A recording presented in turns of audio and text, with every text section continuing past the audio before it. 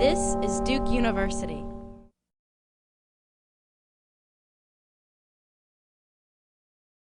Thank you all very much for coming on this very lovely sunny day.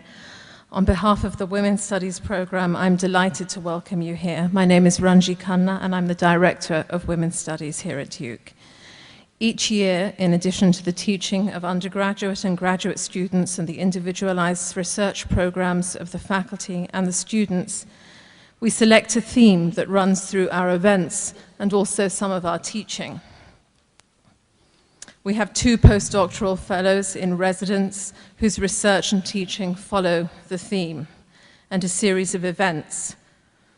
Themed years in the past have included transnational sexualities and race and gender in visual culture. And this year, our theme is humans, animals, and the question of species. From a variety of perspectives, some more focused on advocacy on behalf of animals in all their variety, and others more on the philosophical status of something usually referred to as the animal, we have questioned what gender has to do with the animal, which is one way of asking how fundamental the question of gender is to human-animal and non-human animal life. In trying to assess where distinctions and commonalities lie between those we sometimes think of as human and others, we have, as always, taken an interdisciplinary approach, engaging with various disciplines and questioning their commonplace assumptions by putting them in dialogue with each other, thereby attempting to unravel their blind spots in order to understand how and why they function. What it means to attain the category of human or the category of animal, and how gender and sexuality function in relation to that, has taken us down roads of science, law, literature, anthropology, and philosophy to understand what is at stake beyond scientism, legalism, philosophizing, and sometimes quite lyrical technologization and anthropomorphization. In making an argument for better treatment of animals, for example, are we all called upon to make the same argument for those who have been dehumanized because of race, poverty, class, sexual orientation, national origin, disability, or in other ways? Or are mechanisms for justice for human and animal alike thrown into disarray by the questions that emerge when we consider animals in all their human and non-human variety? This year, we have had various events on this topic. We've sponsored 2 postdoctoral fellows with the help of the Dean of Arts and Sciences, Ava Hayward and Chris Weller, who are at the forefront of new work in gender and animal studies. We have taught many classes on the subject. We've brought in Irene Pepperberg, whose work with African grey parrots has been heralded by many scientists, and we are hosting a conference next month on new voices in animal studies, which includes young scholars in this new area of conjunction between gender and animal studies. We've asked theorist Donna Haraway to respond to conference papers, as well as to speak at our annual Feminist Theory workshop. I want to thank our tireless staff in Women's Studies for all their help in putting this event together: Lillian Spiller, Melanie Mitchell, Gwen Rogers, and Maria Elena Weitzel. It will come, I want to add also that Professor Grandin will be signing books after the event if you didn't manage to get your books signed before. It will come as no surprise to those of you who have come today that we had to invite Temple Grandin this year, whose work has been so important to many in this growing field. Grandin's work has been important to philosophical post-humanists and feminists, to those in disability studies and advocacy, to therapeutic technique, theorists of the image, and those who are interested in designing homes for cattle. I want to thank Asian and Middle Eastern Studies and the Evolutionary Anthropology departments for co-sponsoring this event. Here to give Temple Grandin a more formal introduction today is Associate Professor of Women's Studies, Kathy Rudy. Many of you know Kathy from her recent focus on questions of the animal and the politics of food, and she has appeared in various local public fora speaking on those topics. Professor Rudy is the author of 3 books: Sex in the Church, Sex in the Church, Gender, Sexuality, and the Transformation of Christian Ethics, Beyond Pro-Life and Pro-Choice, Moral Diversity in the Abortion Debate, and the book that will be appearing later this year from the University of Minnesota Press, Loving Animals, Towards a New Animal Advocacy. She is currently also working on an ethnography of local farmers and their perspectives on care of animals and land. This project is tentatively titled The Promise of Meat, Science, Ethics, and the Local Farm. I give you Kathy Rudy.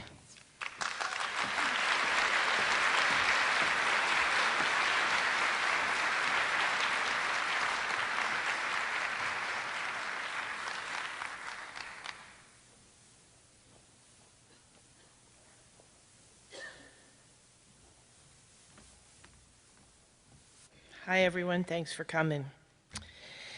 The day before Christmas last December, I was in line at the Regulator, our local independent bookstore, buying a few last-minute blank book Christmas gifts. The customer, two people in front of me, was buying John Katz's new Rose in a Storm, last year's best-selling dog novel. The guy immediately in front of me was buying David Sedaris' Squirrel Seeks Chipmunk. When I finally got to the register, store owner John Valentine scratched his head and said to me, "What's with all this animal stuff lately? We can't keep books about them in the store. What's going on?" The woman behind me in line volunteered a two-word answer to John's question: Temple Grandin. Little did John know then that I was buying blank books so that I and other Duke faculty coming over for Christmas dinner would have a place to write down our thoughts about animals and animal studies. And I concur with the next customer's evaluation of the situation. Temple Grandin, it has indeed, almost single-handedly, put animals on the map for many of us. Grandin is a doctor of animal science and professor at Colorado State University. She is a best-selling author and a consultant to the livestock industry and animal behavior. As a person with high-functioning autism, she argues persuasively to many of us that she understands the worldview of non-human animals better than neurotypical human animals. As a result of her excellent work in the slaughter industry, Grandin is considered a philosophical leader of the animal welfare movement. Today, upwards of 50% of slaughter facilities in the U.S. have adopted her strategies, and she has rendered the deaths of countless food animals painless, stress-free, perhaps even peaceful. She has been featured on major television programs in Time, People, Forbes, New York Times, and many others. She's offered over 300 scientific papers in her general readership books, including Thinking in Pictures, Animals in Translation, Animals Make Us Human, have given us an invaluable entry into the minds of many animals. Last May, Grandin received an honorary doctorate from Duke. Our university is proudly among many that recognize her stellar contributions to the world today. Ranji touched on this, but I'm sure a lot of you are asking, why do women's studies bring her? Is it simply that she's a woman? I can assure you not. The trajectory of how women's studies came to be bringing in Temple Grandin is a long and jagged story, but I'll make it real quick. Following advances in the humanities and interpretive social sciences, feminist theory discovered long ago that the category of woman was not at all innocent or self-evident. Those of us who are white could not extrapolate our experience to black women. Those of us who were American could not speak for women across the globe, etc. It's been a humbling 3 decades for those of us committed to the field, but we opened our minds and hearts to all kinds of differences, and in doing so recognized that not all females are white, or American, or straight, or privileged, or educated, or middle class, or finally even human. Put in very simple terms, feminist theory's commitment to building a better world for all is breaking through to the realities that all must include nature and other animals. As a result of this shift, and following international trends, my department has spent the last year, as Ranji said, putting animals and nature on the agenda for feminist theory. In short, we have joined the ranks of intellectuals who understand that the earth is not for human use alone. We must learn how to share it, and Grandin offers us a brilliant example to follow in that endeavor. Grandin, as many of you probably know, is also the subject of a biographical HBO film entitled Temple Grandin, starring Claire Danes, who won the prestigious Golden Globe Award for her portrayal of our speaker this afternoon. Grandin herself was at the awards, and her excitement over Dane's win approached what I would call religious ecstasy. Just as the award was announced, my mom, an inveterate animal lover, called wanting to make sure I was watching, which I was. "You know, Kath," she said, "I've seen a lot in my 80-some years, and most of it lately has been pretty bad. But if the Hollywood Foreign Press can recognize what this woman, Temple Grandin, has accomplished, maybe there's a glimmer of hope for animals, and maybe then for the rest of us too." So John Valentine, if you're here tonight, I offer you and the rest of the audience a glimmer of hope for the future. Temple Grandin.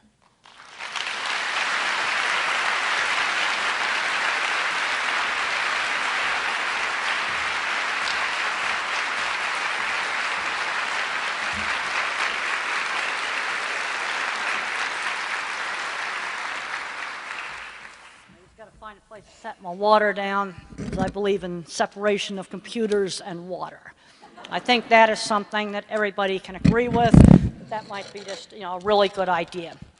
Well, I can tell you, getting my business started in a man's world was difficult. There's a scene in the movie where they put bull testicles on my vehicle, and that actually happened. And I was kicked out of a feed yard because the cowboys' wives didn't want me being there. That was true. The movie also showed all my projects real accurately. And I'm kind of a geek, so I really, really liked that very much. But one of the things about being a woman breaking into a man's field is I had to be twice as good. I've seen, male managers been in the meat industry for 35 years, destroy the refrigeration system in a gigantic plant and still manage to get an engineering job at another plant. If I had done something that bad, there's no way that I would have gotten a job in another plant. It was, had to work really, really, really super hard. And that's all I can say. Make yourself really good at something and work really hard. I also wrote in the Farm magazine. And people thought it was really weird. But when they looked at my articles and they looked at my drawings, then I got respect. Because one of the things I had to learn is I had to sell my work rather than myself. When people looked at my work, they go, "Oh, that's really good." And there was an advantage to having a name like Temple Grandin, because I could send a proposal out cold and, they weren't sure, that was actually a good thing. And I lived in a little dinky apartment. It was called the Oasis Apartments. Well, on my stationery, I changed it to the Oasis Building, and I lived in Suite 218, make it sound like an office building. And it was just a student apartment. And I made a very nice brochure, making sure that my business looked good to people. Now, in working with animals, one of the things you want to try to get people to do is to use behavior to get an animal to do something rather than force. Calm animals are much easier to handle. Once the animal gets all scared and excited, it takes half an hour to calm back down. And when they're getting all scared and excited, that's due to fear. And that's a proper scientific word. And the thing that's interesting is you go over the neuroscience literature, the neuroscientists, they use words like fear, a little four-letter word. But some people in veterinary science and some of the other fields, they like to avoid that word. But the fear circuits in animals' brains have been completely mapped. An animal's world is sensory-based. It's not word-based. So you want to understand animal behavior, you got to get away from verbal language. It's totally not abstract. All of my thinking is totally not abstract. A lot of abstract stuff I just don't understand. And I think some of the interest today, people want to get back on the land and buy their food local. People are getting interested in farming and things like that. I think that's wanting to get back to real things. Because one of the big problems that I see today is a lot of people get interested in issues, but it's gotten too abstract. I have found that on any issue that you want to advocate about, I don't care what it is, the most radical views come from people that have no hands-on experience with the issue, whatever it is. Doesn't matter what it is. Doesn't matter what's right or left. The tails of the distribution live in offices. And then in the middle of the distribution, you're going to have different views, but things are going to be more sensible. And I'm getting so concerned today that things are getting so abstract. We don't get anything done in the government. I'm a child of the 60s and the 50s. Man, in the 50s, the Republicans built the interstate highway and Democrats went to the moon in the 60s. I mean, it was equal, bipartisan, actually doing things. Getting concerned that we're not doing enough stuff. Now, all my thinking is totally in pictures. To think about something, I think in specific pictures. There is no generality. You know, my idea of what a dog is based on a whole lot of different specific dog pictures. And the first picture that comes up is a little pug I saw out at the airport today. And I go, oh, he's a nice little pug. I think he can breathe because he actually has got some nose. I haven't over-selected for that bad nose. But I saw a specific animal because my thinking is bottom up. So when I'm looking at issues, I look at lots of different specific examples. Okay, now if I pass the such and such policy, healthcare, what would it do to the hotel maids? What would it do to this person over here? It's totally not abstract. And because how can you think in a picture in an abstract way? You can't. I'm a total photorealistic visual thinker. Then I've found people that are pattern thinkers, sort of more the mathematical mind. Sometimes they think social problems can have a one solution, like a mathematical proof. Often that doesn't work out too well. And then there's other people that are word thinkers.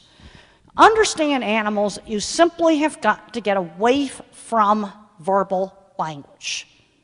What does the animal's posture look like? What is it doing? What's it seeing? What's it hearing? It's a world not of language. Now, in normal human beings, there's evidence that language covers up things like visual thinking, because there's a type of Alzheimer's where, as the language parts of the brain get wrecked, pictures like this come out of somebody with Alzheimer's disease for maybe 3 or 4 years, and then eventually the whole brain just gets trashed. Now look at the ears here. The zebra and the horse have an ear on each other, and the other ear is on me. Look at these hints. Recently I went down to vet school and they had all these pictures of all the veterinary faculty with their animals.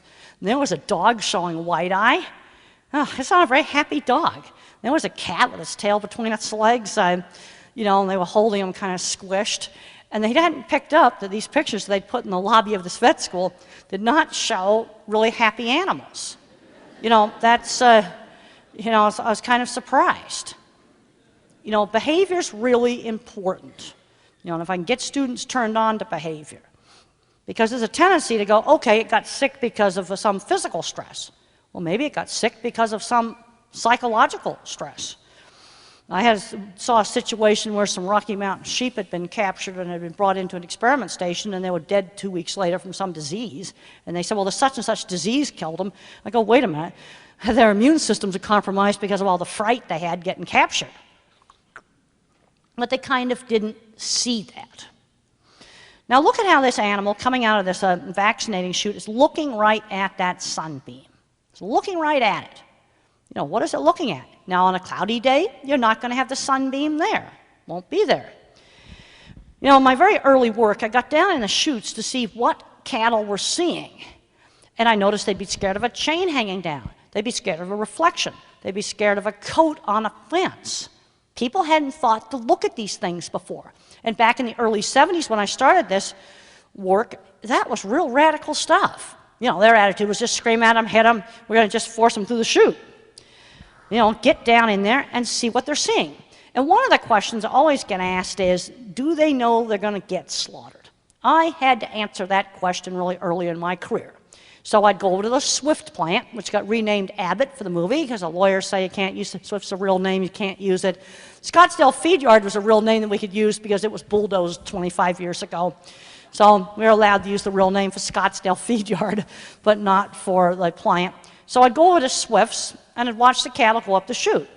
And then I'd go down to a feed yard and watch them vaccinate cattle. And I found they behaved the same way in both places. And if they knew they were going to get slaughtered, they ought to be a lot wilder at the plant and trying to jump out.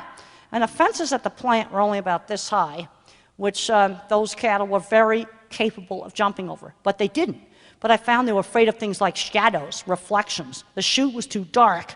If I put a light on the chute entrance, then they'd go right in. Now, I've done a lot of work on improving slaughtering, and one of the things I did is I developed a very simple scoring system where we count how many cattle are mooing and bellowing going up into the plant. To pass a McDonald's audit, you're only allowed 3 cattle mooing and bellowing. If more than 3 cattle moo and bellow right up at where they kill them, you fail the audit. It's that simple. You're only allowed 1 animal out of 100 that falls down. It's numerical scoring. It's like speed limits. It's worked really, really super well. And we're in kind of the odd situation now where big ag, which you guys tend to call factory farming, the great big plants, they're kept on such a tight rein by the restaurant companies and the USDA now that I just looked at the 2010 data, and the worst vocalization score out of 32 large beef plants was 5%. When I first started out, oh, you might have 50% of the cattle vocalizing. And I went to a dreadful kosher plant, this is back, like 20 years ago, and they were hanging the live cattle upside down, and they were screaming, and vocalization score was practically 100%. Well, when you look at the small plants that you use for the local, what I've found is they're really nice or they're really disgusting. And you don't want to have a situation where your little local plant that you use for the farmer's market is really disgusting. And there's some plants that are doing, kosher halal slaughter, especially little ones, that are hanging live animals upside down. That's not all right. You need to make sure your little plant's not doing that. That's legal in the US because of religious freedom. Other countries, and all the big plants, because the customers insist on it, big plants hold them in a chute similar to chute used for veterinary work. Big plants don't do that kind of stuff. And we've got to make sure that we're not doing bad stuff out in the little plants. We've got to get these things fixed. And one of the things that got big plants cleaned up is when you have big companies like McDonald's and Wendy's saying, you're going to do this, or I'm going to kick you off the approved supplier list. Now, in the situation that you have, maybe you only have that one little plant. So let's say the farmer's market's half your customers. What you need to do is everybody needs to get together, sit down with plant management, help them to fix the plant. Then you may have to do some of the work yourself because you don't have an alternative. But you cannot be selling an upscale product from some little horror show, And unfortunately, there are some small plants that are little horror shows. And we absolutely have got to get that cleaned up. But they're scared of things we tend to not notice. Now, how do you form a concept? Again, I don't think abstract. So how do I form a concept about what's good and what's bad? Or what's a dog and what's a cat? And this is a picture a young autistic man sent to me to show how he's sorting dogs and cats into little boxes in his brain. My idea of what a dog is all the dogs I've seen, put them in the dog file. All the cats go in the cat file. And there's certain features that dogs have that cats don't have, like barking and meowing. They all have the same nose shape. There are certain sensory-based features that I can sort them with. And even if I think about something like good and bad, or naughty and bad and evil, I think of specific events, and I put, well, the Holocaust, that goes in the most evil worst. Naughty would be throwing spitballs in class. Bad would be robbing a bank. Again, I have to put specific things into those different categories. Now, since the animal's a visual thinker, a man on a horse and a man on the ground, cows view that as 2 different things. And horses view that as 2 different things because it's a different picture. So let's say the cattle get used to being handled on horseback, and then they see their first person on the ground, they panic. That makes a real mess at the slaughter plant, big mess. They're going from a 2-foot flight zone to a 50-foot flight zone in a 20-foot wide pen. Yeah, they're going to be crashing against the walls, and there's nothing to do with slaughtering. It has to do with the fact that a man on foot is a really scary new thing. Or you can have a horse that's been abused by a rider, and when you go to ride him, he's bucking and kicking, but he's going to be absolutely fine for working on his feet and doing veterinary work. See, that's a different picture. Or you can have vice versa. You see, it's sensory-based memory. It's much more specific. Dogs often form a category of when I'm on the leash, I protect my owner. Off the leash, I can go play. If you've got service dogs, when the vest is on, you work. And when the vest is off, you play. And don't confuse the service dog by rolling him around on the floor with his vest on. Gone to autism meetings, and I've actually told several people not to do that.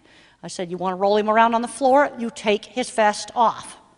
Because rolling around on the floor is not working behavior. Don't confuse the dog. You want to have a clear category of work behavior versus play behavior. Now, this horse was scared to death of black cowboy hats because he was abused by a jerk that threw alcohol in his eyes And when this bad thing happened, he was looking at a black hat.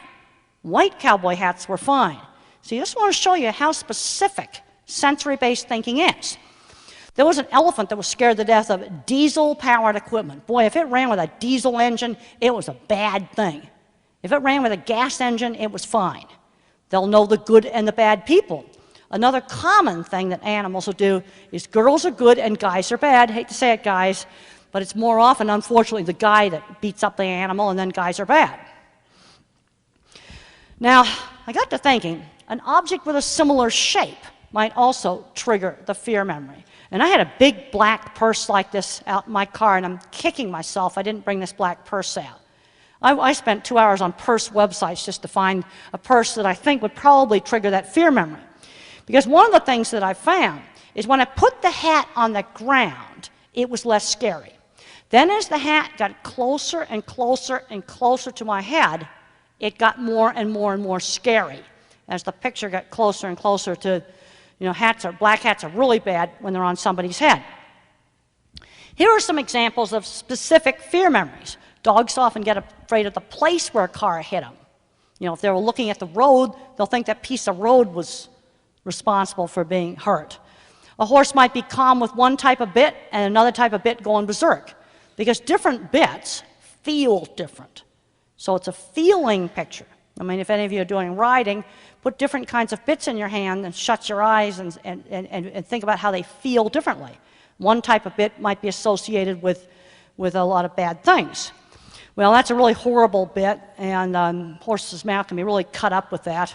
I found that on the internet. You should never use a bit that terrible. But, if a horse has had this in his past, let's say he's a rescue, and you use any jointed bit goes in the bad category. I've seen this situation happen quite a few times. Just think about it. Any jointed bit's bad, but if the bit's one piece, then it's okay. See, it feels different. Now, another animal got really afraid of long, straight things like shovel handles and ropes and anything that was long and straight, because he had flipped over backwards in the cross ties and a rope had just gone down him like this. So if it was long and straight, it was bad. You see, it can generalize in kind of a specific manner. So all of those things there are the long and straight, really bad category. Those are not good things. Well, that's not a horse. I've got to get that corrected. But the thing is that, if the stick's horizontal, is that going to be scary? It may or it may not be. It may have to be upright to be scary. And another horse was scared to death of naked white saddle pads. If it was naked, no saddle, it was scary. You put any kind of tack on top, then it was just fine. You see, think about it. It's a different picture. I'm trying to get you to think in a different way. So I know a lot of people in here are interested in a lot of policy things. And what you need to start thinking don't think in the top-down abstract way. Think the way I think, bottom up. If I pass this policy, what would it do to a hotel maid that's, barely paycheck to paycheck? What would it do to this person, that person over there? Because I think much more specific. Because what I'm seeing with a lot of policy things, especially as people get into legal stuff, I'm seeing more and more stuff where people just want to be lawyers. But they're not thinking about, okay, you sue this or you pass this law. What's it going to actually do on the ground? See, I'm not into a whole bunch of ideology. I do a lot of autism meetings, and you have all this stupid educational theory and things like that. Well, what I'm interested in is, can a kid read? Can he write? Does he stay out of trouble with the law? Does he get and keep decent jobs? Outcomes. See, my approach to improving animal welfare is to have minimum animal welfare. You've got to achieve certain outcomes. Like right now in dairy, for example, 24% of the nation's dairy herd is lame. That's absolutely hideous. And one advantage you have with the organic and the local is since they're on pasture, they have a lot less lameness. But there's some very large places where the lameness is very low. But I can measure lameness. How can you have good welfare if half your cows are lame? Or half your cows have swollen legs and sore feet? That's not very good welfare, that's for sure. One of the things that's been learned about, if you're dealing with rescue animals, is the more excitable the genetics it is, the harder it is to get them over their fears. The thing about the brain is, you can train an animal to close the fear file, but there's no delete. You just train them to close it. And another basic principle is, let's make sure puppy's first experience at the vet is a good first experience, not slip-sliding around on the table and getting all scared. First experiences with new things need to be good first experiences. We've got to try to prevent behavior problems. The animals that are really flighty, you've got to habituate them more carefully to new things so they don't get scared. Now up there at the top, you've got some real high levels of stress hormone because beef cattle are really handled in a very rough, really nasty manner.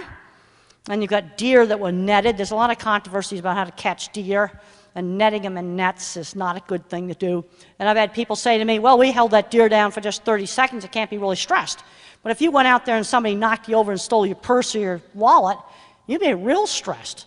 Maybe it only took 15 seconds, but you'd be real stressed over it. A basic principle is when an animal voluntarily cooperates with some procedure, then you don't get all the fear stress. And I worked with a zoo on training antelopes to voluntarily cooperate. And getting back to the whole stress thing in slaughter, I looked up a whole pile of literature, and the amount of stress that the cattle have when they go in the slaughter plant, it's measured by cortisol, is about the same as the veterinary chute. I'm not going to say it's stress-free, but it's about the same as the going to the veterinary chute. And there's an antelope that we train to cooperate with blood sampling. And when we first started working on this 15 years ago, people thought it was crazy. They're going, there's no way you can train these animals. Now zoos are doing it. You come up with something that's a new idea, people are going to say, well, that's just impossible. You can't possibly do that. You know, when I first started, the idea that they were afraid of things like a shadow. You know, you can get time of day effects. I mean, right now there's a shadow across the stage here. You know, a little later on, that shadow's not going to be there. But if the cattle were to come up here and you can see a shadow right here, they're going to tend to stop right where it changes. Wherever there's a change in the floor, they tend to stop. You need to just give them a chance to look at it. Here are some ways to make your puppy's first visit to the vet nicer. Let's give it a non-slip floor to stand on instead of that slip-slidey table. Why don't you bring a bath mat in from home with a rubber backing that the puppy's used to and knows so he's not sliding around. You know, don't be able to do a lot of grabbing and stuff like that. That scares. Also, when you hold an animal, there's kind of an optimal pressure. You got to hold it just tight enough so it feels held, but not so tight that it hurts. And another principle is don't pat your animal like this, stroke it. Make it feel like the mother's tongue. Don't do little tiny tickle touches like this because that feels terrible. You stroke it. And also, hold the animal in a manner where it doesn't feel like it's going to be off balance because the fear of falling, that is a primal fear. And I have a lot more information on animal handling on my website, Grandin.com. It's just my last name. I've also got some YouTube videos up too. You just use keywords Temple Grandin cattle, because if you just write Temple Grandin, you'll just get autism stuff. Now, does an animal actually have emotions? You know, some people think that's real controversial. Well, there's a lot of similarities about the nervous system. Prozac works on dogs. There's scientific papers on them. The neurotransmitters are the same. Now, there's some differences. We have a bigger cortex. It gets a lot more complicated. But yeah, basic emotions, and Jank Panskep, one of the first neuroscientists to sort of, catalog out the basic emotions of fear, anger, separation anxiety, or what he calls panic. But there's also the emotion to seek out and look at new things. And some animals are really high seekers, and others are not. You got some of these like lanky, frisky labs, they want to just go out there and just look at everything. Then you got the heavy-set, quiet labs. Well, they're content to lay around all day. You see there's sort of differences. You can have an animal that's a high seeker or a low seeker, or a high fear or a low fear. And you can actually breed them separately. These traits can be genetically separated. And the center in the brain that controls this has been located, and it can either go into seek mode or fear mode, sort of like one or the other. And what I would have tried with the black hat horse now, if I had known, is I would have put a string on the cowboy hat and started to drag it, see if I could get him to follow it. Because you can get the seeking system turned on, then it's less scary. And then if you have a rescue animal that's had a lot of bad abuse, the nucleus accumbens will be more balanced towards fear. You see, it's like a teeter-totter. It's either like fear or it's like seek. But if the animal's got a lot of bad abuse, it'll be more likely to flip into fear mode more easily. Well, I put a clipboard out in the middle of a pen of cattle, and they all came up and sniffed it. And there's that scene in the movie where Claire Danes is laying down, and that was a real scene. That wasn't photoshopped or anything. That showed exactly how the cattle would come up to you, because they're curious. And then if you make a little move, then they run away. And they'll just lick you to death. And the cattle would kind of alternate between seek, and then the wind would blow the paper, and then they'd run away. The paper would stop moving, and then they'd come back again. Now look how this animal's orienting. This deer has one ear on the photographer and the other ear on the woods. It's orienting. And when the animal orients, it makes a decision. Am I going to keep seeking, or am I going to run away? It goes one way or the other. And when you're troubleshooting a behavior problem, you've got to figure out what's motivating your animal. And one of the big mistakes that people make is they punish fear. And when you punish fear, it just makes it worse. That just doesn't work. Should the owner be present at the veterinarian's office? That's going to depend upon what's motivating the dog to try to bite. Is the dog biting because he's scared? Then maybe the owner could be there and calm him down. You got a nervous horse, bring him into the veterinary clinic. A person the horse trusts can keep him calm. But let's say it's a drug dealer's dog. Well, in that situation, you want that drug dealer 5 miles down the road, because that dog is going to try to protect the drug dealer against the vet. You see, you got to look at what the motivation is. But if it's the police department, should the policeman be down the road?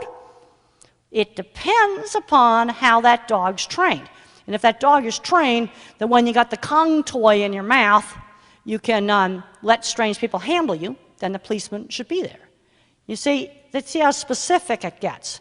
The normal human mind tends to overgeneralize. There was a very interesting study done by Dr. Nancy Minshew and her colleagues at the University of Pittsburgh, and she put people with autism and people with Asperger's, which is the mild form of autism, and normal people in the brain scanner and had them read out of a book.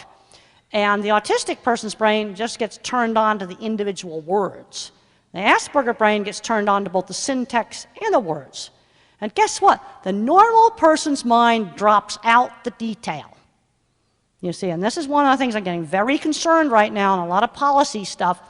You know, and there's a tendency, you know, just to read off your own websites and things like that. You got to go across disciplines. You got to get out there and find out what's going on.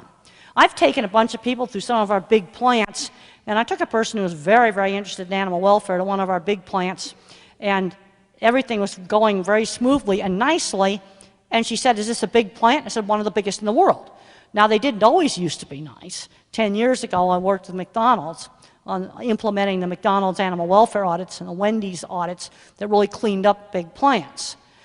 Well, the thing that frustrates me is nobody even knows that it's fixed. You know, that really, really frustrates me. And there's still some bad stuff out there. You know, there's still places that are out there screwing up. But you need to find out what is exactly happening. You know, we need to have a little less ideology and a little bit more get in the field and say, well, if we got this policy, you got your wish, what's going to happen? I got involved in this whole horse slaughter thing. This is a big mess. And I just say, there's one thing that I don't want to have happen, and that's horses going down to Mexico and going to the municipal abattoir where they'll be stabbed in the back of the neck, tortured. You're not going to be able to stop them from going down there because they'll just launder the papers. You know, I worked in construction for 20 years. Every way to fake up paperwork, we used to do it. I know how to do all that stuff. You know, it's you don't want to get something where you get your wish. Let's say you shut the Canadian plants down. You might just put the horses into the worst nightmare. So I had to do this meeting in January, and I challenged the people that were against horse slaughter. I said, give me proposals on something to do. Don't just tell me it's bad. Give me a proposal on something you could actually do. Okay, and I found that half of the horse people objected to eating them. They didn't mind euthanizing them. They objected to eating them. Well, then you're going to have to, you know, set up some place where you can euthanize them, and you know, then you're going to have to deal with getting rid of the bodies, and that's environmentally kind of a mess because you put them down with barbiturates, nothing can eat them because whatever eats them is going to get sick. You really start getting into the issue, it gets to be, you know, kind of a mess. So you don't want to have something where you get your wish and the results are bad. That's what you don't want to have happen.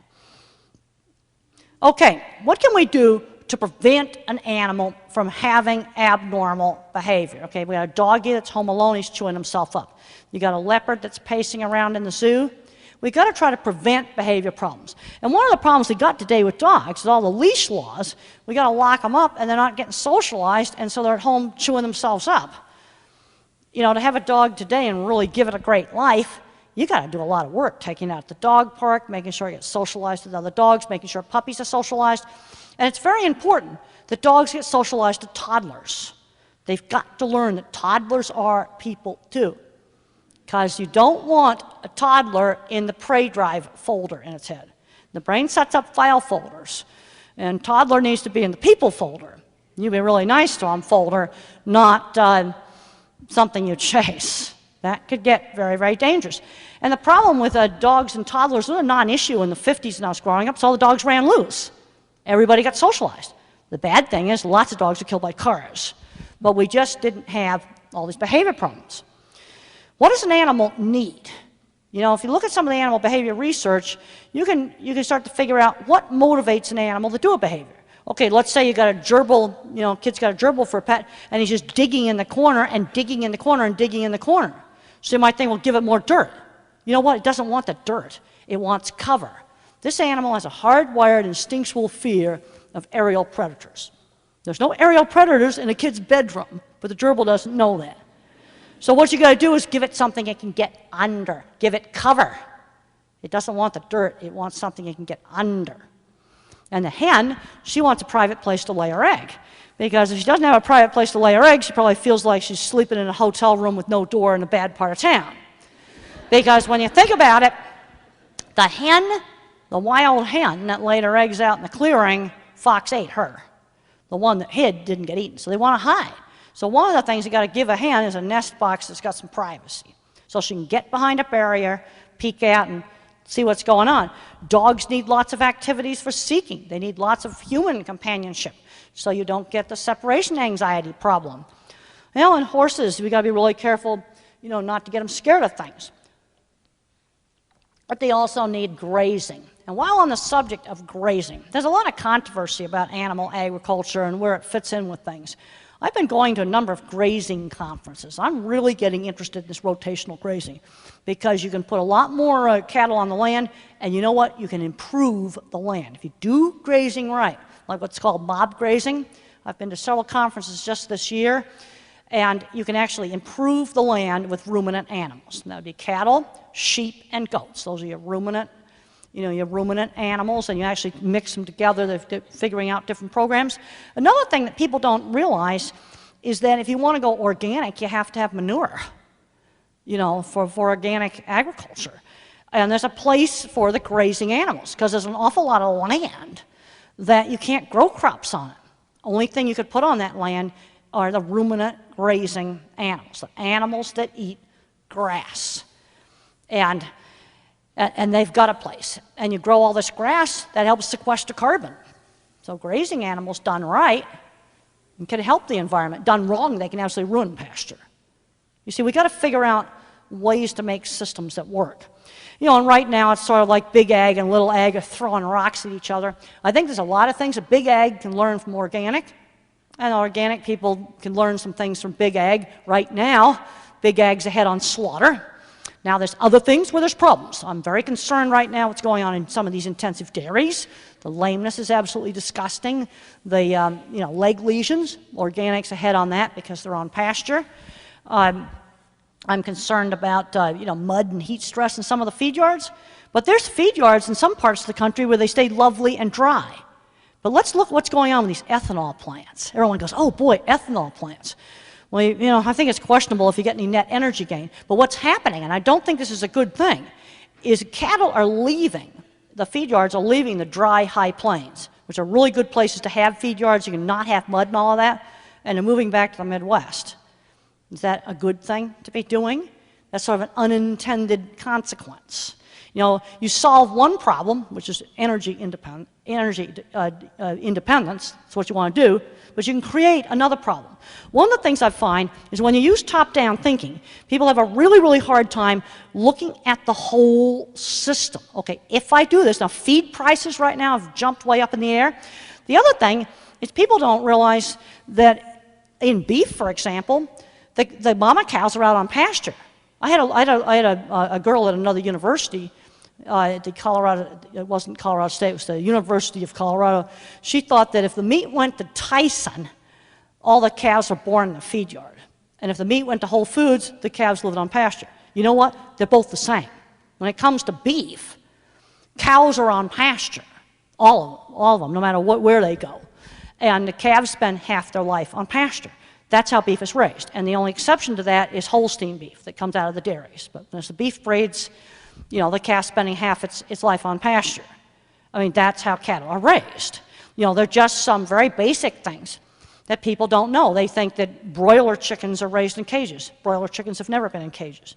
They walk around on the ground. You know, and there's things that have got to be improved. And I think Big Ag's done a lousy job of communicating with the public. And I've been telling them, why don't you just put video cameras in your facilities and just stream it out to the internet? You know, because what people are imagining is worse than what's going on. And a well-run feed yard that's kept dry is good. Mud holes, no, that's bad.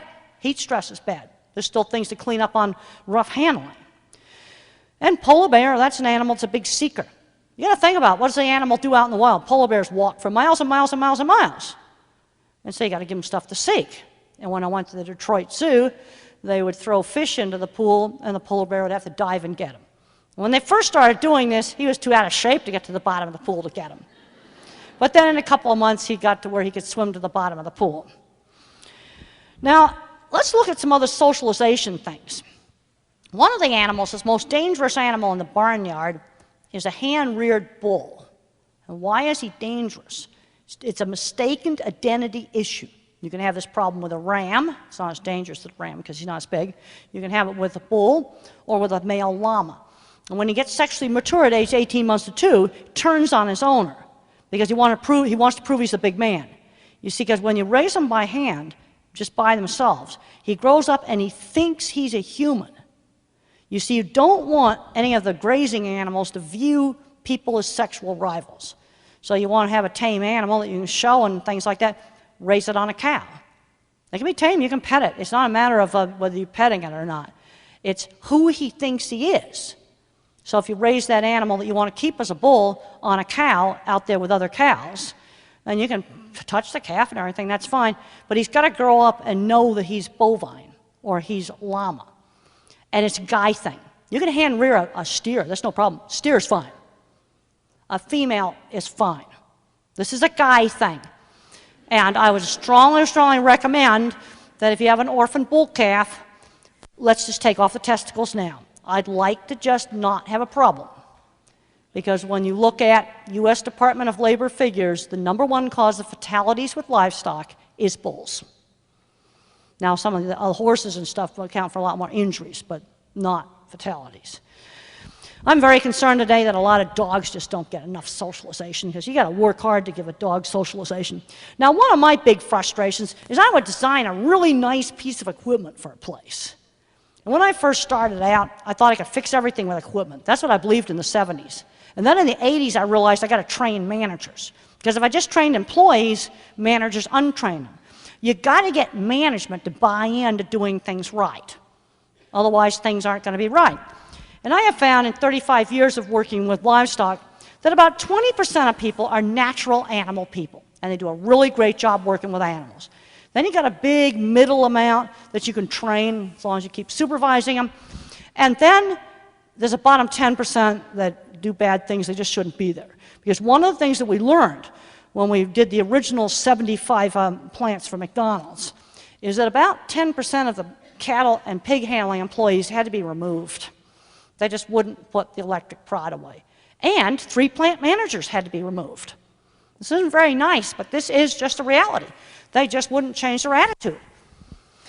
And the thing is, you don't want to slip into bad becoming normal. Because one of the things I'd find, I'd go out and I'd get the handling really nice, have the brand new facility, get beautiful handling, come back a year later and it was awful. They had slowly slipped into bad practices and they didn't realize it. So you manage the things that you measure. And so the big thing I've been working on is developing auditing systems. You know, how can we be measuring welfare-related things? How do we keep measuring it? And the burger companies are measuring it. Whole Foods uses the same system to measure. I trained their auditors on how to use the measuring system. And there's kind of three ways that you can design standards. And a really good way to do it is what's called an outcome-based standard. Like, how many lame dairy cows have I got? How many dairy cows have got lumps and lesions on their legs? How many dairy cows are dirty? How many dairy cows have lice? This is a little organic thing, and no, it's not all right in the spring to have bald spots. That's bad becoming normal. And I'll tell you one thing you don't want to get back is cattle crops. Because I've been around long enough to remember before they had grubicides that were decent, worms popping out of cattle backs. We used to pick them out. You'd shove a Coke bottle over the zit and the little worm would pop out. It's very disgusting. And even the wild ones would let you do it because it felt so good to pop those zits. I mean, it's just beyond disgusting. And I do not want to see that come back. That would be a mess. So if I went out to a farm and I find grubs, somebody's going to fail an audit and they're going to fail it real, real fast. You know, that's an example of an outcome-based measure. How many skinny cows have I got? Skinny, you know, any breeding animal. How many skinny ones have I got? I can score feather condition on chickens. Now, and then you have a few practices you don't allow. Okay, for organic, for example, they have to be on pasture a certain amount of time. Okay, that's something that's yes, no. You're not allowed to just keep them inside all the time. That'd be an example of a prohibited practice. Or you ban gestation stalls. And the old way of doing it is to tell people exactly how to design things. One of the things we did with the slaughter plants is we didn't tell the plant how to design their stuff, but they had to make their numbers. Like, for example, no live ones hung up on the rail. That's an automatic failure right there. And then when you shoot them with the captive bolt gun, you got to kill on the first shot 95% of those cattle. And then that other 5% get a second shot before you can hang them up. See, when I first started, only 30% of the plants could do that.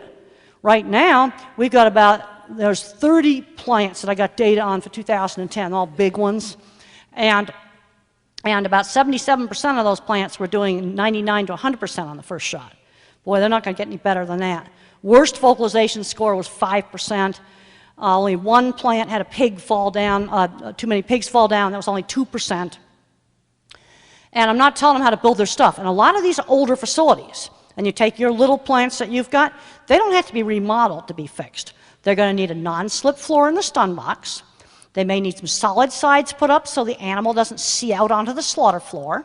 They may need a light put up over the stun box.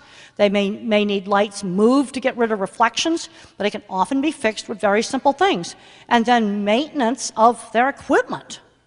You know, there's still a few input things you might need, but the trend now is to measure things. Like, okay, let's say out on the farm, how many animals fell down during handling? How many were mooing right when you caught them in the squeeze chute? How many are running? I don't want them running, I want them walking and trotting.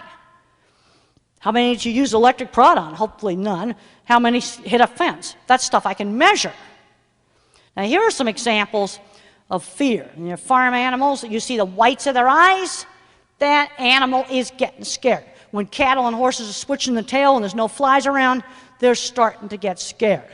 And they'll be switching that tail before they kick you. That's your warning. Skin's quivering. Horses are sweating. Heads up high, looking around. The ears are going around like radar at the airport.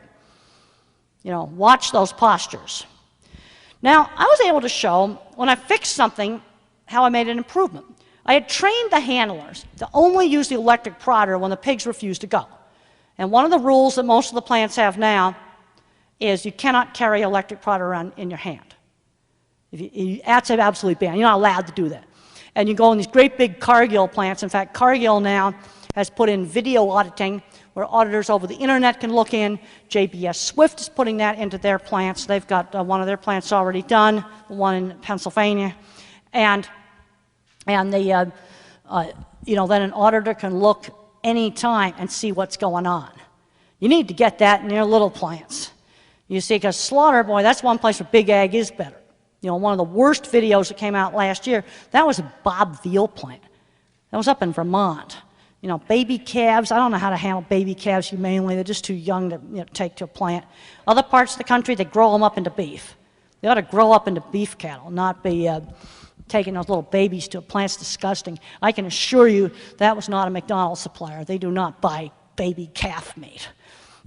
So, okay, I got these handlers trained to only prod the pigs that balk.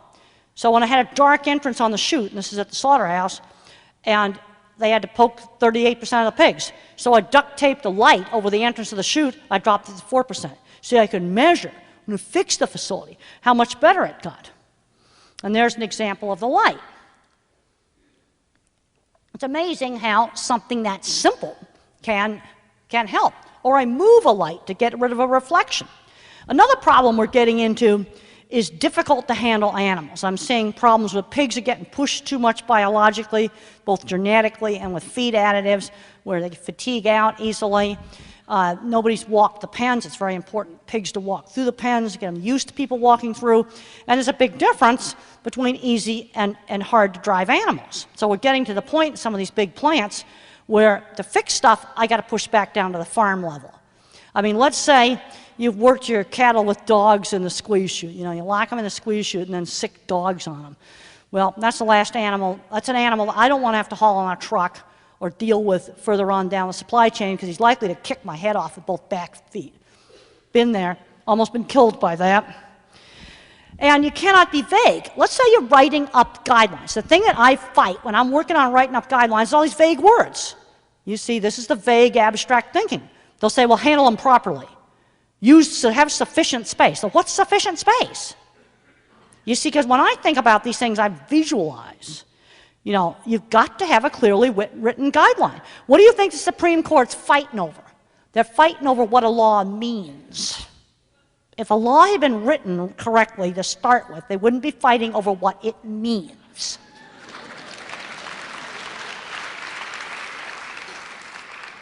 And that's what, you know, it's abstract. You know, and then they fight over what do the Founding Fathers and the Constitution intend? Well, if you write up really good guidelines, you can write them up so they're actual legal contract language, but not sound like a lawyer. I got really good at that, as I've figured out every way that some of these guys can try to game the system. Like, for example, I'd write, all the pigs have to lay down, all the pigs have to be able to lay down without being on top of each other. And I better say at the same time, because some idiot's going to say they got to take turns. And we actually had a situation where on falling, I said if the animal's body touches the floor, it's a fall. And this one plant had failed an audit because the pig's rear end touched the floor. And they said that's ham and not body. I'm going, I'm sorry, give me a break. So for a while we had a guideline with a stupid picture of an animal with a line under the belly, and if the non-limbic part touches the floor, then it's a fall. Now we took it out in the revised guidelines, just too retarded. You know, but there's still some people that just want to game the system. But the principle to this type of audit is you have a small number of things you measure that measure a multitude of sins. It's like traffic rules. When you think about it, what does the police do to enforce traffic rules? Speed limits, running stop signs and red lights, and erratic driving and reckless driving. Basically, that's 90% of what the police enforce for traffic. You know, yeah, they'll get you for a left turn or something like that, but not usually. Or you didn't do the right-of-way at an intersection, because a policeman can't even figure that one out. But the things that are really important are the speed limits, the reckless driving, and the stop sign and red light running. And just by enforcing those three things, you can do it. It's very, very simple. And the thing I'm finding on a lot of animal welfare things that are coming out is way too complicated. You see, lameness is a really good critical control point, because 10 different things can make a cow lame. It could be leg conformation and genetics. It could be she's got a foot disease. It could be a bad floor. It could be a badly designed stall. It could be the hoof trimmer trimmed her feet wrong. You see, there's a whole lot of different things that can make that cow lame. See, that's why lameness is a critical control point. A good critical control point measures a multitude of sins. I've been asked, how would you measure education? I'll tell you 2 critical control points I'd have. When they get out of school, do they stay out of trouble with the law, and do they get and keep jobs where they progress? You know, where they go beyond entry-level positions. Yeah, I want reading and writing and arithmetic too. But do they actually function in life? You know, that's one, I think, a really important thing. The other thing is, it's not a paperwork audit. As I work on these things, and you work on stuff, and you go out and you're involved in writing policy, everyone wants to look at paperwork. Well, I don't want to look at paperwork. I worked in construction. We used to fake paperwork, fake truckers' logbooks, all that crap. My friends in construction did all that kind of crap. We did all that kind of bad stuff. I didn't do it myself, but I saw plenty of it getting done. But I want to put the emphasis on things I can directly observe. You know, like, okay, they got a mechanical problem on a plane. Oh, man, that takes me 20 minutes to fax the paperwork to Chicago, then they got to fax it back. But let's look at a really important thing on the planes. You see, I think in a specific way. I read that some of these young kids they have flying the regional jets are camping out in the planes, sleeping in the plane's alley and using the bathroom on the plane. I mean, not going to a motel. That's not exactly a well-rested pilot. You know, you see, I'm seeing that. I'm not very concerned about how many times he takes off and lands. Does he actually get 8 hours of sleep a night? You know, that, I think, is more important. Or let's look at accidents on airplanes where it was not pilot error and it was not weather. It was a catastrophic mechanical problem with the plane. I can summarize that in one word: tails. It either fell off or very critical things that steer the airplane screwed up inside the tail. And the thing about tail problems on airplanes is when the pilot walks around the plane, all this stuff that's really flight critical, he cannot see it walking around the plane. I just saw a pilot the other day. Oh, you're scrutinizing the landing gear? I'll let the pilots inspect landing gear. They can see that. The tail stuff, you know, one of the things I'd be doing, and an airline's going to be in a ton of trouble if I find a jack screw on the horizontal stabilizer that hasn't been lubricated. Somebody's going to be in pilot's trouble really fast. Is you'd have a few random tail inspections, because you're going to have to pull it down to the hangar, take all the covers off, look at all that real flight critical stuff that's inside the tail. That's a critical control point. No, I can't be taking the whole airplane apart. Can't be doing that. You know, then, but you got to look at what is the really important thing to physically inspect. Well, you know, I had like 5 wrecks in the last 20 years where the tail either came off or they couldn't steer the airplane. You know, that's the pilots can't do anything about that. All right, now here are some examples of things, basic things I'm going to want to measure out on the farm for animal welfare. How many skinny dairy cows have I got? Lame ones, dirty ones. I've got, you know, sores, swollen things, ammonia levels if they're inside, and you get a problem even on a small tie barn with ammonia levels in the wintertime. Abnormal behavior. You know, these are things I can directly observe. Here's an example of all the things that can make a cow lame. That's why it's a good critical control point. Now, one of my big concerns is what I call overloading of the animal's biology. Let's bash on pets. I think the bulldog's a deformed freakazoid monstrosity. Now, I do a lot of talks at vet schools, and I said, how do we end up breeding this freakazoid that can't breathe? This is an example of bad becoming normal. Because if you look at a 1938 picture of a bulldog, he's actually got some nose. And if you want to look at that, go on the internet and type in Bulldog's Dilemma. Type that into pictures on Google. Bulldog's Dilemma. And you'll see a picture of a bulldog tied to a statue of a bulldog, and he's a very, very different looking bulldog. Or you take with you know, the farm animals. You can push them too hard with genetics. You can feed too hot a ration and cause problems. You can breed for extreme traits. You know, I think this is, you know, and pets have this problem just as bad as the livestock do. You know, you over-select for single trait, you will ruin your animal. I don't care what the trait is, just don't do it. And there's been a very interesting work that's been done with sheep. And sheep that had high immune function, in other words, to fight off disease, had lower reproduction, less lambs. And the ones that had lots of lambs, they had less immune. You see, there's always a trade-off. Just remember this, in nature, nothing's free. There is always a trade-off. There is always a trade-off. You want high immune? Okay, dairy right now, we got really high milk. Guess what? We don't have any repro. You can't hardly get these cows bred now. You know, there's always, always a price. Nothing is free. You know, the old breeders used to look at the whole animal. And what happened to those pig's ears? Another pig ate them. In the late 80s, the industry went into the lean line pigs. Big loin, thin back fat. Now, nobody would deliberately breed a pig that would have ears for dinner and fight other pigs. But they weren't looking at that. They were just looking at 3 traits: rapid weight gain, giant loins, and thin back fat. And there was a very bad trait that was linked to this: aggression and hyperexcitability. Nobody did this on purpose. They just weren't looking at that. And it was a good example of bad becoming normal, because the breeders of these pigs didn't notice it. But I was going to the plants where I was seeing everybody's pigs. And man, I'd go in and I'd go, oh man, these new lean line pigs, I can't believe all the bitten tails you got. It was obvious. I was seeing it. They weren't seeing it because they slowly got bad. And they didn't have anything to compare it against. You know, when you look at some of the pork from some of these lean line pigs, really tough. You know, there's always a price. Blue eyes, people think that's pretty on dogs. I breed 2 of those together, I'm going to get some deaf puppies. There's nothing nice about that. That's not nice. That's disgusting. And we got a lot of dairy cows today that only last for 2 lactations. You know, what we have to be looking at in a lot of things is optimal.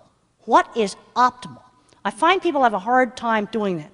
You get too abstract, you're going to get too single-minded on stuff. I think it's good that people are getting back and getting interested in farming and working on the land. Because if you get people that don't do any of these things, we're getting into so much abstractification and policy that they just fight. It's terrible. And those are 2 of my livestock books, Improving Animal Welfare, A Practical Approach, and Humane Livestock Handling. These are strictly livestock books. Improving Animal Welfare, A Practical Approach has got all the information on how to set up auditing systems. And what I want to do right now is just open it up for some questions. That's what I really want to do, because I like to talk about interesting stuff. And if nobody has a question, I'm going to pick somebody, so somebody better get out there and I'm going to pick somebody. All right there, and now I'll repeat the question. Am I vegetarian? No, absolutely not.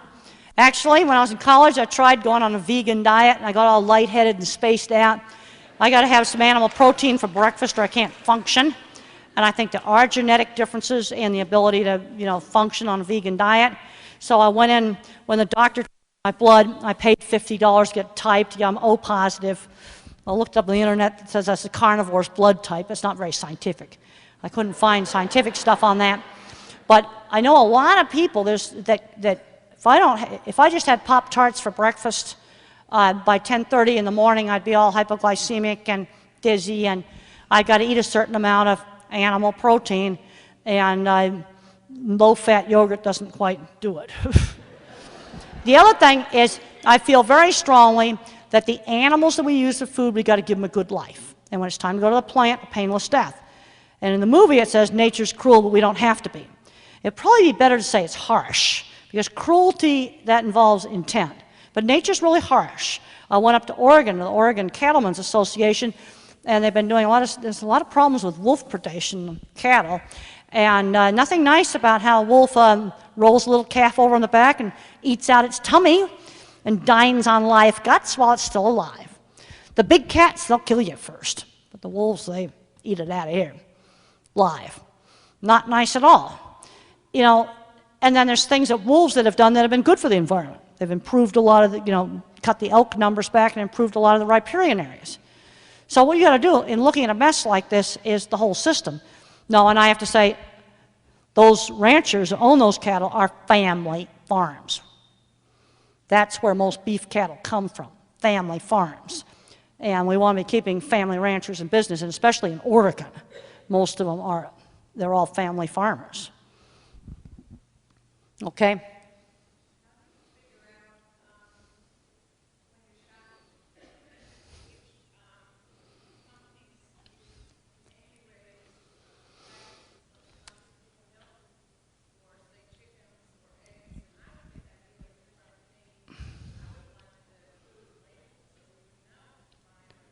Okay, let me just repeat the question. Was how do you know where your food comes from? Milk is the most problematic to trace, because you've got a big dairy plant, and all the dairies, they pick it up and all mixes together at the dairy processing plant.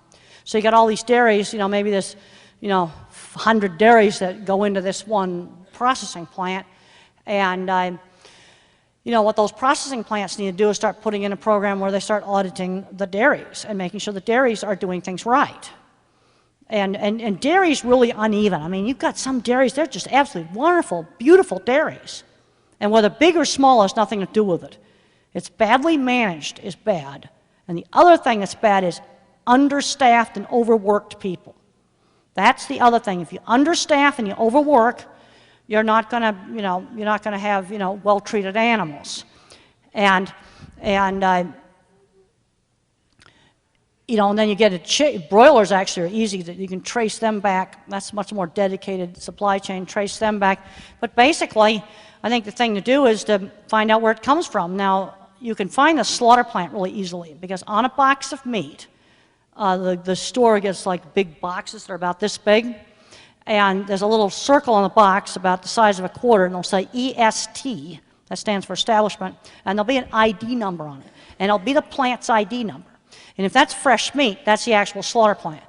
And if it's coming from one of the big companies, I know this is where the big plants actually are better. Big name companies, Cargill, Tyson, Swift, National Beef, those great big names. Those plants, as far as the slaughterhouse is concerned, are probably fine.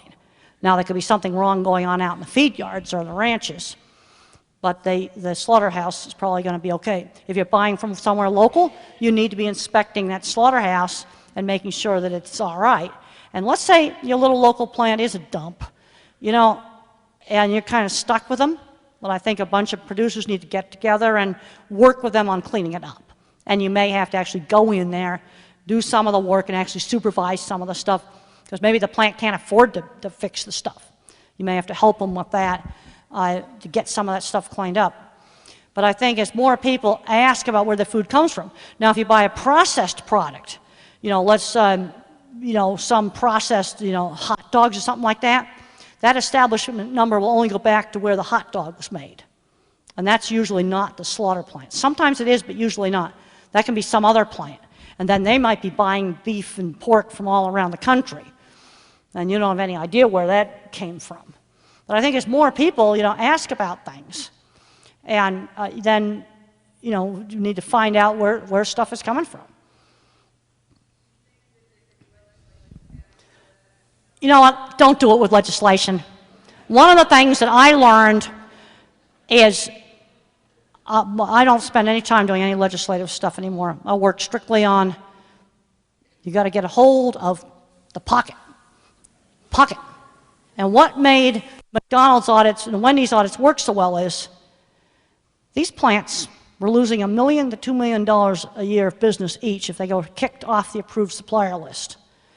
So if enough people get in there and say, you got to clean it up, but you can oftentimes get more things done because someone has to enforce legislation. And if nobody enforces it, then nothing happens. So a lot of things, if everybody gets, and don't ever do anything destructive, like go to the grocery store and break something. I mean, don't do that kind of stuff.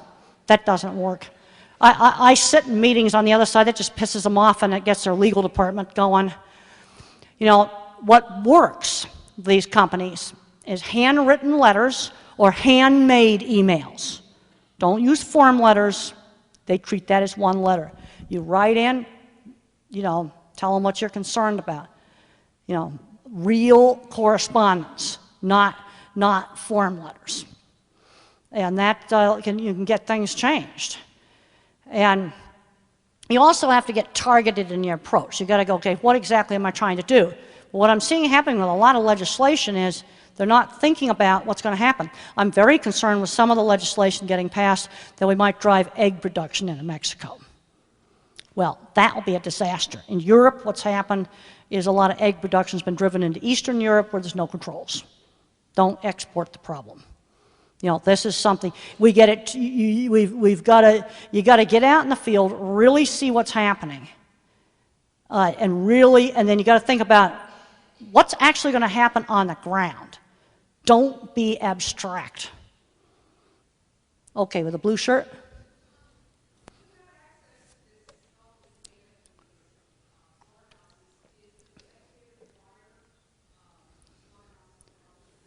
Well, I've aggregated that data from the restaurant companies, put it on my website. You can look at it on Grandin.com. I do keep all the names of the plants confidential. It's been aggregated, and I'll say, well, okay, you have 30 plants, and 77% of them, were 100 to 99% on their first shot. Nobody hung any live animals up. They don't put the names up, but boy, in 2010, this is all the big plants, they're all on there.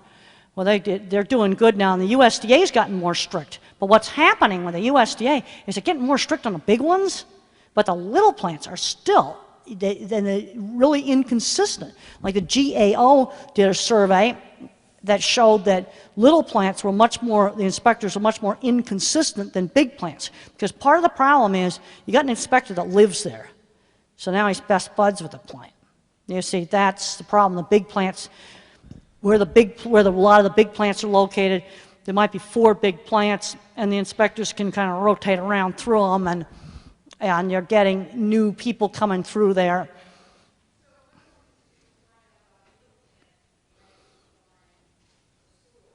Well, you need to go check that little plant out. If it's local, you can go check it out. Enough people say, it all gets down to money. That's one thing I learned.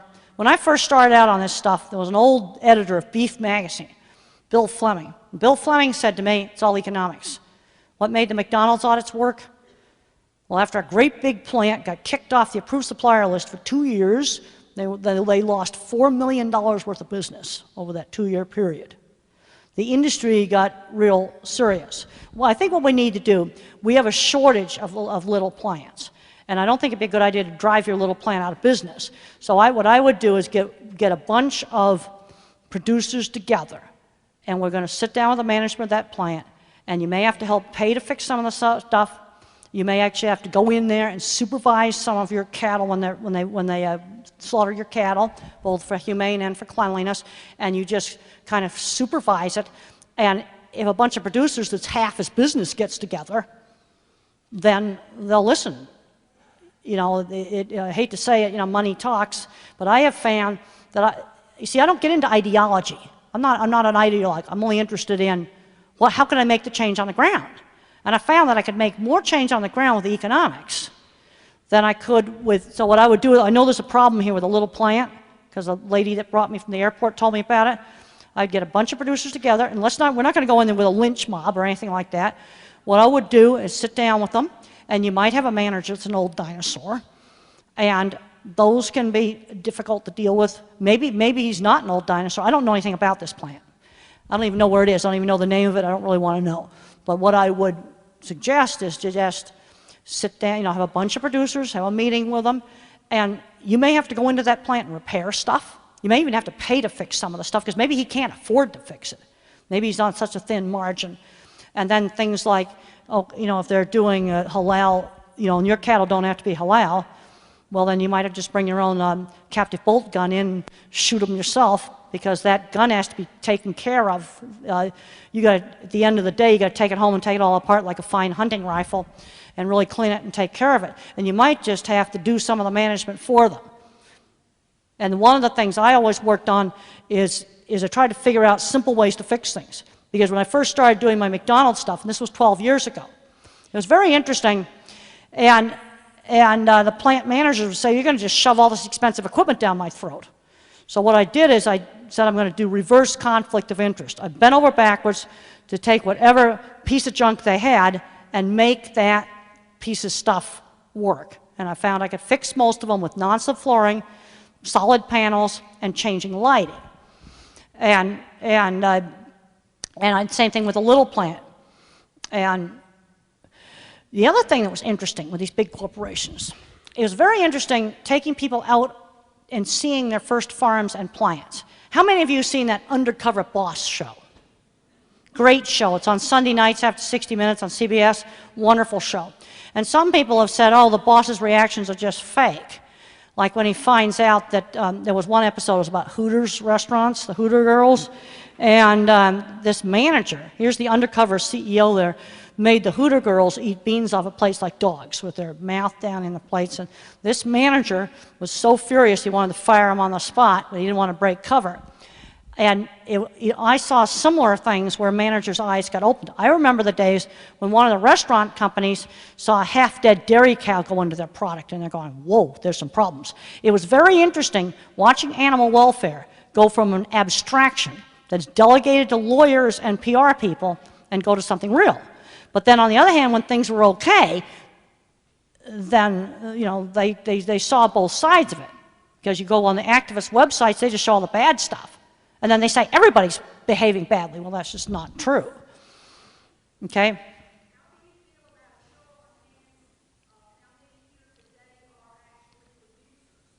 How many producers are here today?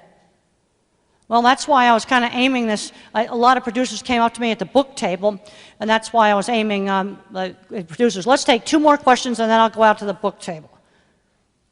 Okay, right there, gray shirt.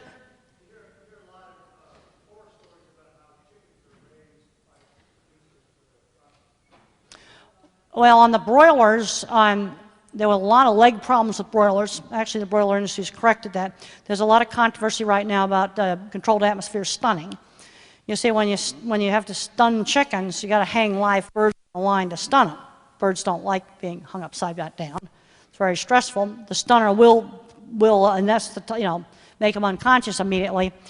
Now, if you have some kind of chamber thing you put them in, you get rid of that terrible handling.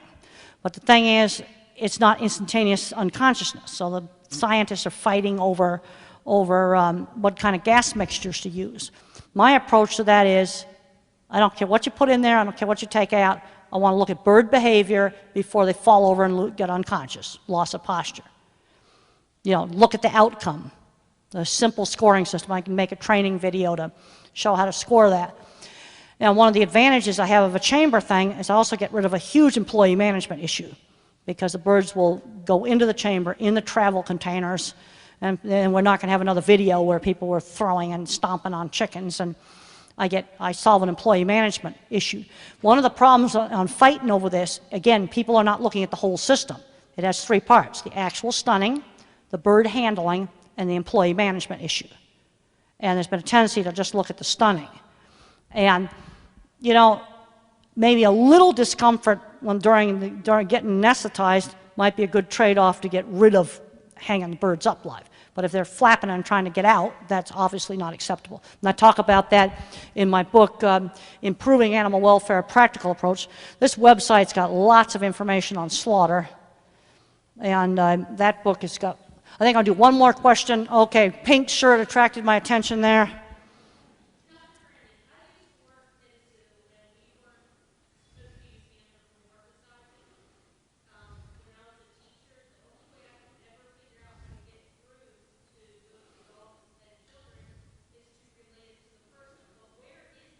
Okay, this is a very good question about anthropomorphizing. Well, there's things that are the same about animals and things that are different. Well, I'm a biologist an animal scientist by training, so I have a lot of neuroscience background. So I tend to start at the brain and work out. And the emotional systems in the base of the brain in animals and people are the same. Okay, so we look at the brain. What is the big thing that's different? We got this huge computer sitting up here, which can give us a complexity of thought and emotion that an animal just isn't going to have. An animal's got emotions, but they're simpler. Also, you have to look at some of the hardwired behaviors. Let's take, for example, in dogs. If you go on the internet, let's say you go to Google Pictures and you type in, or YouTube videos, children hugging the dog. And look at how many dogs where the mouth is clamped shut, eye whites showing. He's tolerating it but not liking it. You see, hugging's a primate thing. But when you go over the back of the shoulder of the dog, that's a dominance thing in dogs, and that's not nice. He's tolerating it. And see, here we got a clash between a primate instinctual behavior and a dog instinctual behavior. You see, so they got the emotional systems the same, but it's wired a little different. In other words, it's wired, there's a fixed action pattern there that's wired different. You see, you can get instinctual behavior. For example, when cattle fight, they butt heads, and horses rear up and go hee, like that. Yeah, it's both aggression, but they express it differently. That's a fixed action pattern. So you have to make sure that that you don't clash with a fixed action pattern. So maybe hug your dog around the waist. That probably won't trigger the fixed action pattern. Go a little further back, and then But, you know, the other thing is, like, the dog's mouth is just sort of relaxed open, like on Animals in Translation. That's a nice, oh, wait a minute, they don't have that version of the book here. The paperback book with a black cover, it's got a nice dog with an open mouth, and then the animals make us human. He's got his mouth shut. Well, there's a dog that's not completely relaxed. And you look at the, you know, all the, like, cute greeting cards you get, kids hugging doggy, and that mouth's clamped shut. They tolerate it. But we got a little clash here between the fixed out, the way the dog's brain is wired. We have a behavior that's different than what the dog has got. So we got to look at things like that. And then there's other things that are very much the same. They get lonely. They want activity. I mean, you have to look at it if you were a dog. When I first started out in animal behavior, there's a scientist named Ron Kilgore. And somebody had put a zoo lion in a crate, was going to airship it. And they thought, well, the lion would like a traveling pillow. And he ate the pillow and died. You know, so that was an example of anthropomorphizing that backfired. I think you have to look at it from the standpoint know what the innate behaviors are in the animal. And you know, to totally say you can't relate anything to the person in a dog's ridiculous. Because when you look at those basic emotional drivers like fear, those systems work the same way. You get these horses they're getting fear memory coming back. It's like a PTSD. Because those lower brain circuits, they're the same. Those circuits have all been tracked in the neuroscience literature. A lot of it for drug addiction research. There's got to be something the same about the rat, or you wouldn't even be studying the rat's nucleus accumbens to figure out how the fear and seeking thing works. And I think it works the same way in people. Because I had a situation where I was driving along the freeway, really nice, just minding my business in the right-hand lane, and this idiot in a little low trailer passes me, and a 2x6, about 5 feet long, slips off this trailer. It's coming across the road at me. I lock onto it like radar. It slowed down. I did perfect driving, managed to move over and straddle it. And then after I just successfully avoided a really horrendous accident, then the nucleus accumbens flipped, and my heart started pounding, swearing started coming out. I'd gone from seek to fear. And it flipped. Well, I think we'll end on that, and want to thank you all for coming. Produced by Duke University. Online at duke.edu.